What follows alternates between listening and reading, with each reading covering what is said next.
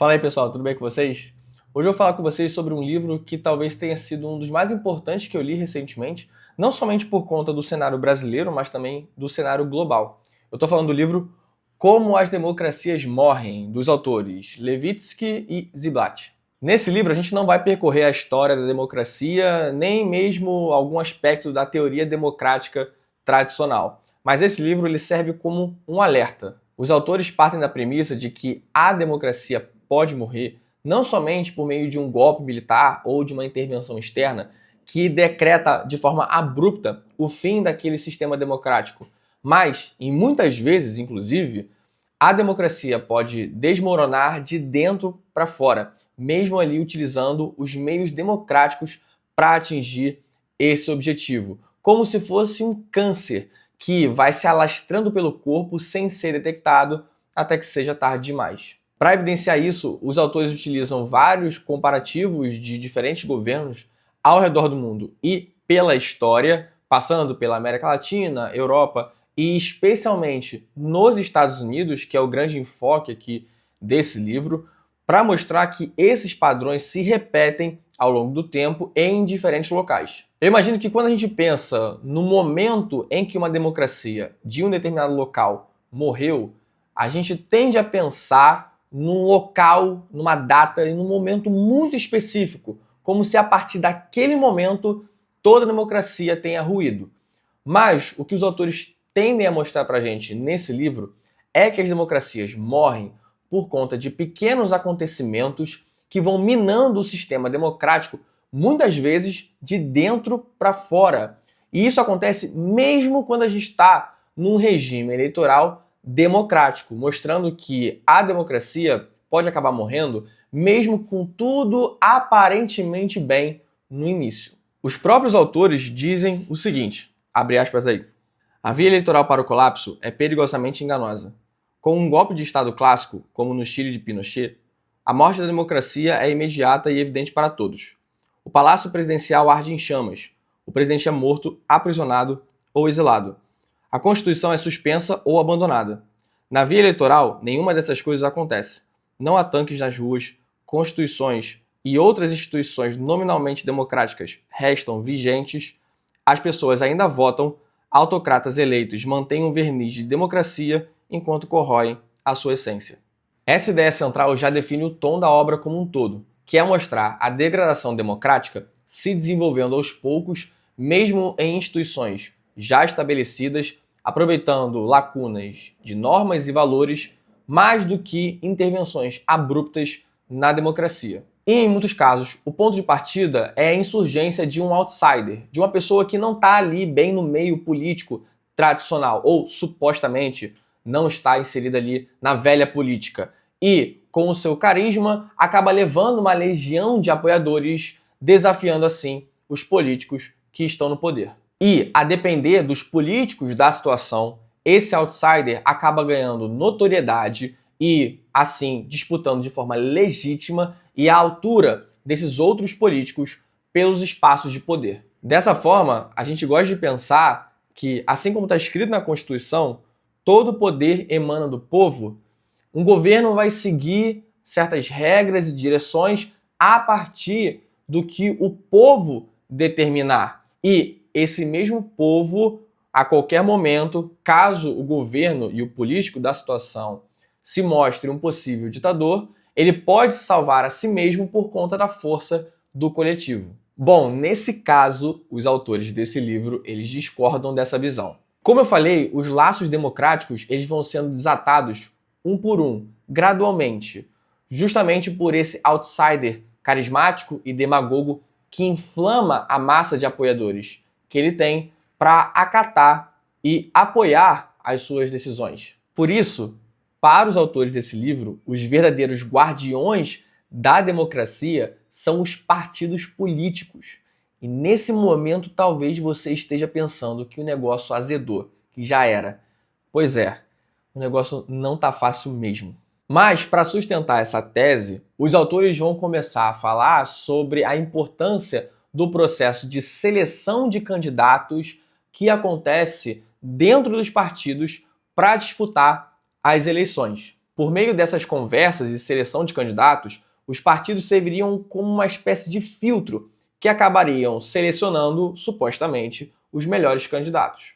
E pode parecer que esse excesso de confiança nos partidos políticos como guardiões da democracia seja antidemocrático por si só. Até porque podemos ter chefes de partido que ignoram a vontade popular. Porém, um excesso de confiança no povo também é perigoso, porque podemos acabar elegendo um demagogo que ameace a própria democracia. Mas então, como é que a gente pode saber se um político que a gente acha que é o correto para o cargo também pode ser um possível destruidor da democracia? Para ajudar a identificar esses indivíduos, os autores, que se utilizam como base os trabalhos do cientista político Juan Lis, criaram um conjunto de 4 pontos de alerta para autoritários. E são esses: a rejeição das regras democráticas do jogo, como é o caso de rejeitar a Constituição ou minar a legitimidade das eleições, negando a legitimidade dos oponentes políticos, descrevendo-os como subversivos, inimigos da nação ou até mesmo terroristas, sem nenhuma fundamentação concreta sobre isso, uma tolerância ou encorajamento à violência, endossando, por exemplo, a violência contra opositores, tendo até mesmo uma parceria com gangues armadas e forças paramilitares. E o quarto ponto é a propensão à restrição à liberdade dos oponentes, inclusive da mídia, que nesse caso poderia ser um incentivo a leis e políticas que restringiriam a liberdade, tanto individual como coletiva. De acordo com os autores, mesmo um político que se enquadre em apenas um desses pontos já é motivo de preocupação. E que tipo de político tende a dar positivo nesse teste de autoritarismo? Justamente são os outsiders populistas. E podemos acabar pensando que esse cara, esse demagogo que vai acabar entrando para a política, ele já tinha todo um plano bem elaborado, como se fosse um vilão de filme de herói.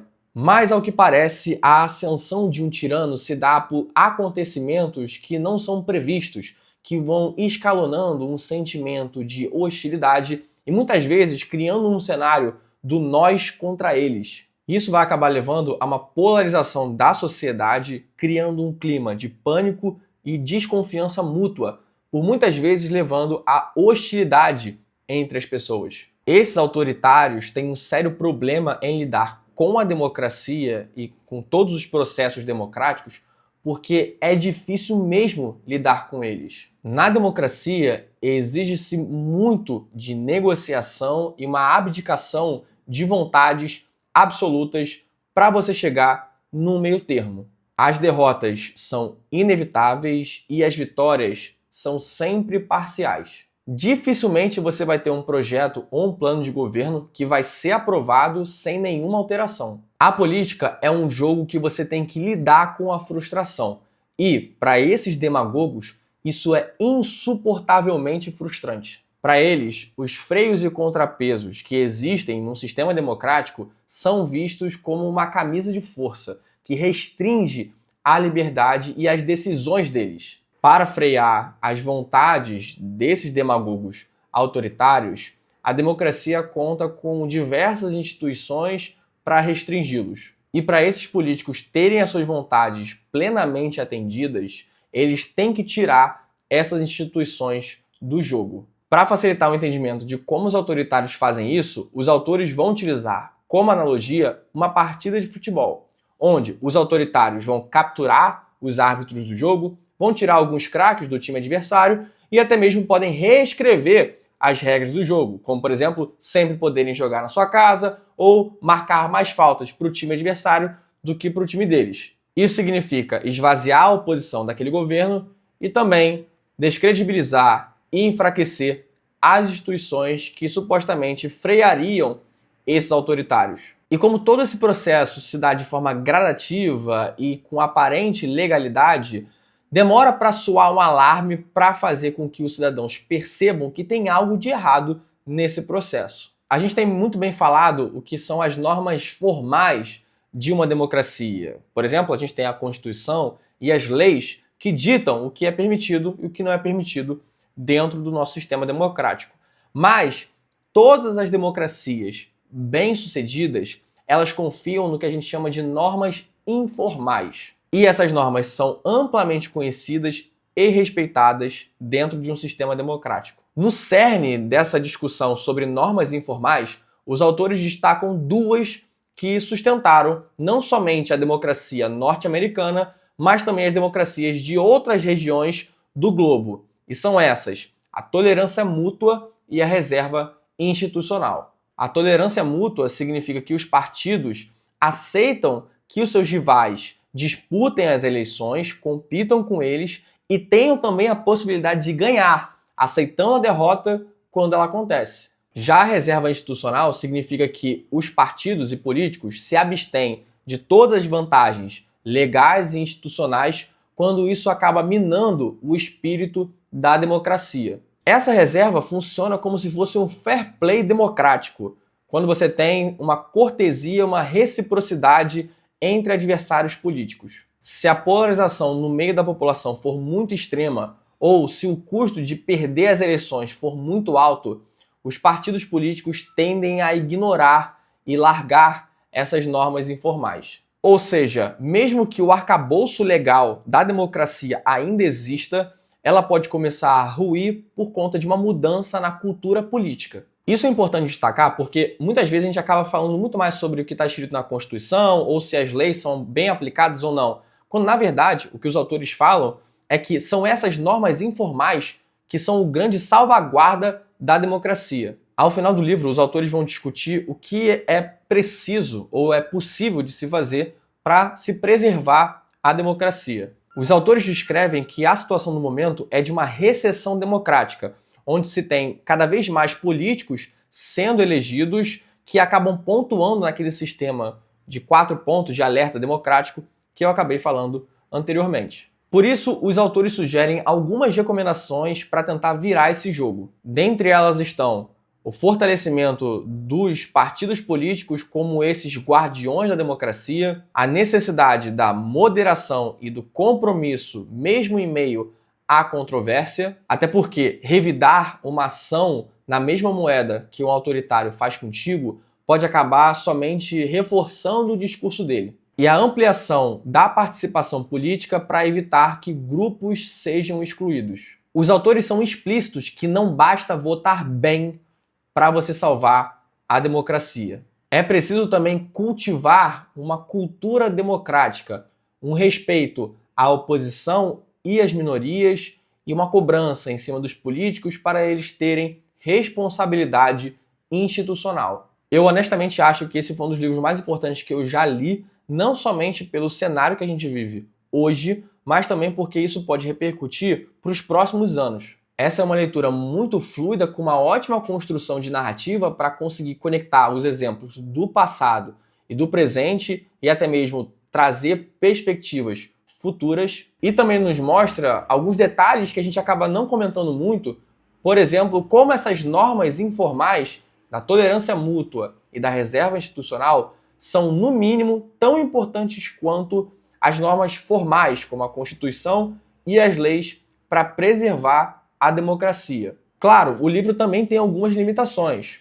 Por exemplo, ele vai mostrar muitos exemplos de vários locais do mundo, mas ele de fato foca no cenário norte-americano, utilizando, por exemplo, a ascensão do Donald Trump como presidente. Uma outra coisa também é que essa obra vai explorar pouco alguns fatores externos que são muito pesados e muito influentes nas eleições hoje em dia, como é o caso das redes sociais e de diferentes tipos de autoritarismo que vão surgindo por conta dessa era pós-digital. De todo modo, eu achei uma leitura excelente. Eu fiquei muito animado para ler o outro livro desses autores, que parece quase uma continuação desse livro, que se chama Como Salvar a Democracia, mas talvez fique um pouco para frente aí, porque tem vários livros que já estão na fila. Mas comenta aí embaixo se você já leu esse outro livro e se você já leu, o que achou? Para eu também medir as minhas expectativas. E é isso, pessoal. Se você gostou, não esquece de curtir o vídeo e de se inscrever no canal, assim você acompanha quando novos vídeos saírem por aqui. Também comenta aí embaixo se você já leu esse livro, Como as Democracias Morrem. Se você já leu o outro livro, como eu falei, que é o Como Salvar a Democracia, o que achou deles. Vamos conversar um pouco mais nos comentários. Eu vou ficando por aqui, um abraço, valeu!